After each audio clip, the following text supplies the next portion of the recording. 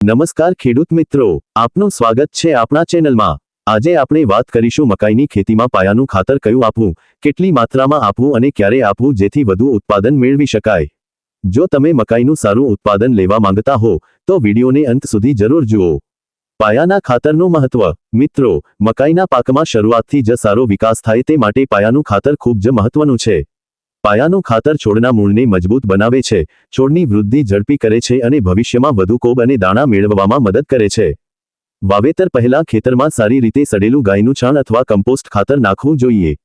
પ્રતિ એકર 4 થી 5 ટન સડેલું છાણિયું ખાતર આપવું। આ જમીનની ફળદ્રુપતા વધારે છે અને જમીનમાં ભેજ જાળવી રાખવામાં મદદ કરે છે। રાસાયણિક પાયાનું ખાતર। પ્રતિ એકર નીચે મુજબ ખાતર આપવું।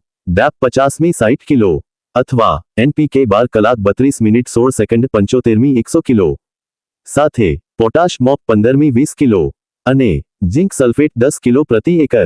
જો જમીનમાં ઝિંકની ઉણપ હોય તો ઝિંક આપવાથી પાકનો વિકાસ ખૂબ સારો થાય છે। ખાતર આપવાની રીત। વાવેતર સમયે બીજની બાજુમાં બીજી 3 ઇંચ દૂર અને બીજી 3 ઇંચ નીચે ખાતર આપવું। ખાતર અને બીજ સીધા સંપર્કમાં ન આવે તેનું ખાસ ધ્યાન રાખવું।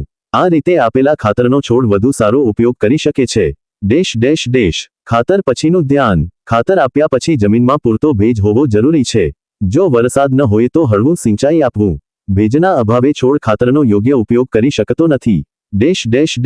વધુ ઉત્પાદન માટે ખાસ ટિપ્સ। જમીન પરીક્ષણ કરાવીને ખાતર આપો। સારા ગુણવત્તાવાળા બીજનો ઉપયોગ કરો। સમયસર નિંદામણ નિયંત્રણ કરો। 25 થી 30 દિવસ પછી યુરિયાનું ટોપ ડ્રેસિંગ કરો। જીવાત અને રોગનું નિયમિત નિરીક્ષણ કરો। મિત્રો, મકાઈમાં પાયાનું યોગ્ય ખાતર આપવાથી પાકની શરૂઆત સારી થાય છે અને ઉત્પાદન વધારવામાં મોટી મદદ મળે છે। જો તમને આ માહિતી ઉપયોગી લાગી હોય તો વિડીયોને લાઇક કરો, શેર કરો અને ચેનલને સબસ્ક્રાઇબ કરવાનું ભૂલશો નહીં। આભાર। જય જવાન, જય કિસાન।